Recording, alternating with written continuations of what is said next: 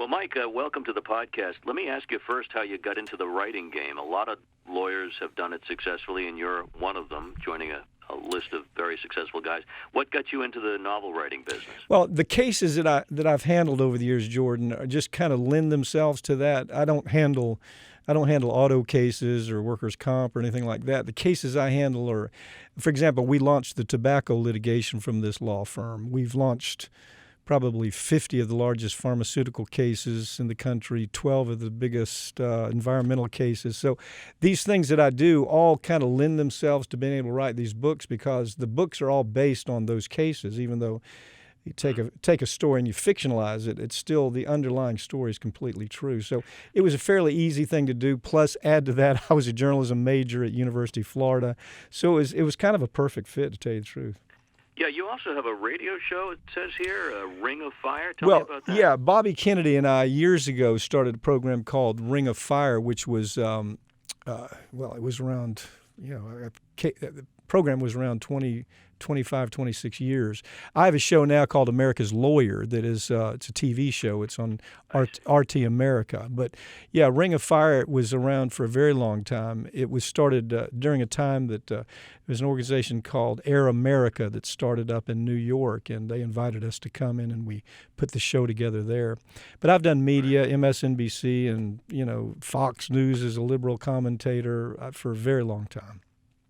Well, let's talk about the new book called Inhuman Trafficking. And you mentioned some of the major cases that you've had, and we'll get into the book in more detail. But have you had experience in this realm as well? Yeah, we filed the first, what called an MDL case. And what that is, Jordan, in order to bring closure and be able to land a project like this, you have to find one jurisdiction where all of the discovery takes place and kind of the dispositive judge decisions take place. So we filed one of those cases up in Ohio, and that was a couple of years ago, and it was based on the cases that are in this book. So that's where you start. You begin by saying, well, in order to do something, you got to take the first move, and that is to file the lawsuit. Typically media does nothing. I'm fairly critical of corporate media, and they typically do nothing until there's some reason, at least, for them to pay attention to it. And so, we filed, for example, the opioid case. That was our case that we filed up in Ohio 5 years ago, and until we filed that case, the entire program really wasn't out there till the Washington Post picked up the story from us. And so it's just how things work. You have to get anything done, you have to file the lawsuit. Let's talk about the hero of this book and others. And it's nice to write a hero who has a similar last name in a certain respect. Nick Dichotomous is the lawyer, the heroic lawyer here. And I would be suggesting offhand that it sounds like you, but maybe there's somebody else mixed in there along with you. Yeah, I don't. Yeah, anytime you create a character, the best thing to do, Jordan, is to create a composite of take the worst and the best and mix them together. There's no character. Anytime you try to make a character look too bulletproof, it never ends well. So, Nick Dichotomous is a complicated character at best, but he's the senior partner of one of the biggest law firms in the country, and so. You borrow some of yourself, but you also borrow from other people, and you try to say, what is this quality that I think it projects well in a book? Well, he's a married guy, a family man, no question about that. A little on the headstrong side, but I guess you have to be in certain cases when you're dealing with high-profile cases like the one we're going to talk about. Yeah, I think you'll find in the entire nation, there's only about 20 law firms that do what we do. And I think if you analyzed, probably did a MMPI on any of them, a personality profile, you'd find they all have those same qualities. They're all a little headstrong. It's hard to tell them no when they think that when they're looking for a yes, I guess is the best way to put it. Now, Mike, in the book, we have just what the title suggests, human trafficking. The title is Inhuman Trafficking, a legal thriller. But we have this situation with a large hotel chain, Welcome Mat Hospitality, and they have truck stops and lodging throughout the country. And it's the perfect sort of backdrop for human trafficking. Real case, a real case, by the way. It's the way that we're handling part of that case. That case is where, in L.A., typically it all centers around L.A. for some peculiar reason, but they'll take a truck, an 18-wheeler truck, or several 18-wheeler trucks, and put girls in back of them, and they'll subdivide the trailer into small bedrooms, and then they'll make their trip across the United States from the West Coast to the East Coast, and all along the way they're talking to truckers and they're talking to truck stops, and we're going to be at a particular truck stop on 3 o'clock on a Friday. You might want to stop by. They don't say it like that. There's different ways that they project it. But then people show up at the truck stop and they have sex with underage girls, and then they go their way. So it's very organized. It's not what you would think. People think of human trafficking and they think of some character who, kidnaps one or two girls and traffics them. It's much, much more organized. The other part of that story, for example, in human trafficking, is I tell the story about the organization in Canada. Well, this is one part of it. What happens is there's an organization in Canada, and they probably are responsible for most of the pornography that takes place all around the world. But they're financed by Wall Street, you see. Wall Street drives them, and the way that they're involved in trafficking is they'll say, we need a film, for example. We need a film of a 14 or 15-year-old girl in distress who's being raped in a hotel room. They call their friendly trafficker. They get that done. They get that film, and it becomes part of the pornography process all over the world. The only problem is the thing that people miss is a lot of that is financed by Wall Street. They can't stay in business without equity interest from Wall Street. Now, the book covers two populations of victims. In one case, it's a girl named Lily, who's the goddaughter of our hero, which makes it very personal. But then there are also those from other parts of the world, including Russia.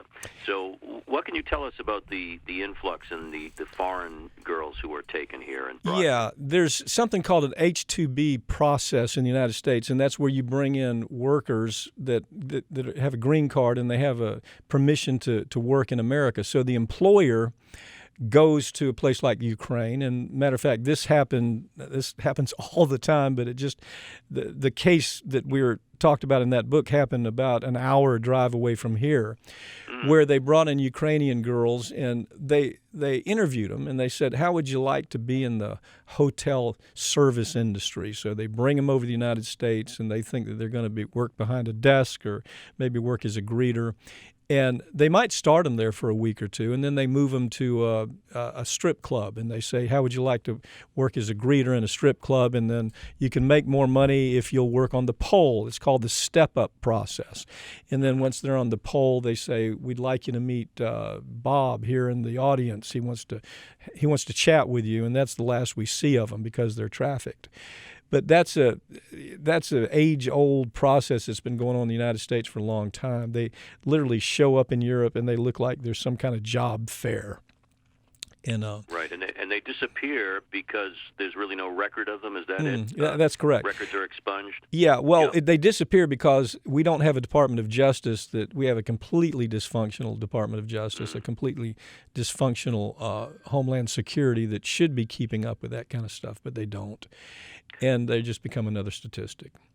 Well, the Jeffrey Epstein case pointed out that people with lots and lots of money and power often abused that opportunity, and they did so in a most horrific way. Some pretty big names might be connected.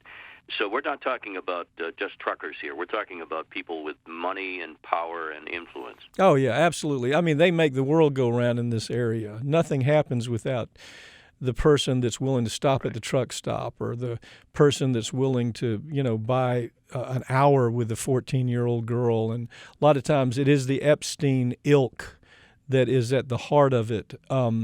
But we look the other way, don't we? Because, Jeff Epstein was a celebrity. He had money, he had influence, he had affluence, he was politically connected. And so we don't treat them like we treat any other criminal.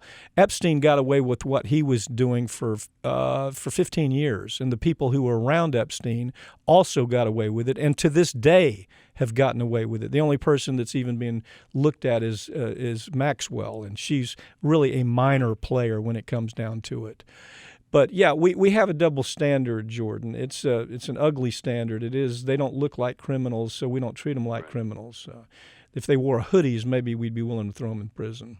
We're talking here about the new novel, a legal thriller called Inhuman Trafficking. It really is a thriller. There's a lot of violence. And there are victims of violence, and I'm guessing I don't think it takes a great intellect to figure out that these girls, and many of them are girls underage, are also killed and they disappear, and who knows? I mean, they're tortured. There's inhuman treatment of these people. It's not just sex. No, absolutely.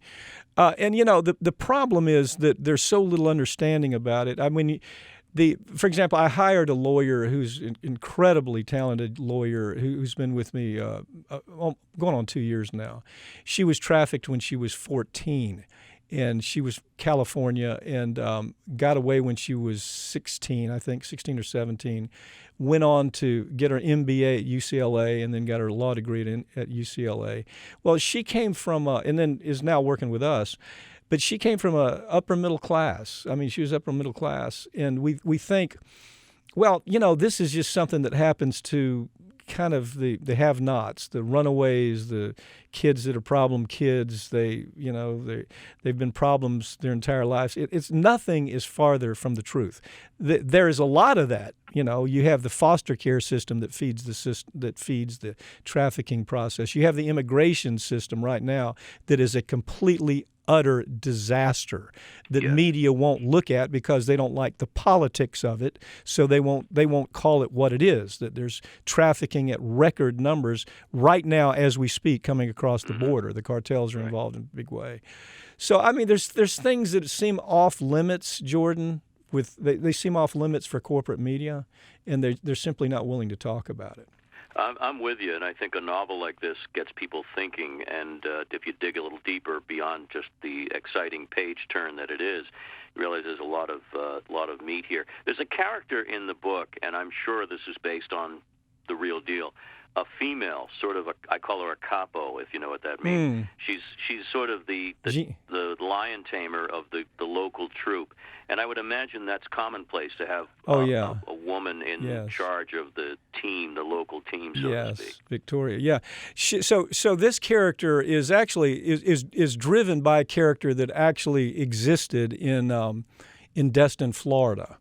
And she was Ukrainian herself, had come over, and she was just the person to go to make all this happen, which is very common. A lot of folks that come in, they're brought in, they're trafficked when they're brought in, and then they end up being part of the process, the management, the acquisition, the people who are the movers and shakers that actually perpetuate the trafficking. You see it a lot from Mexico. You see it a lot from the Ukraine, all parts of Russia where they've made it through. They've lived through it. Actually, this girl that I was talking to you about that works for us, they were grooming her for that purpose, for her to someday take over the management of girls.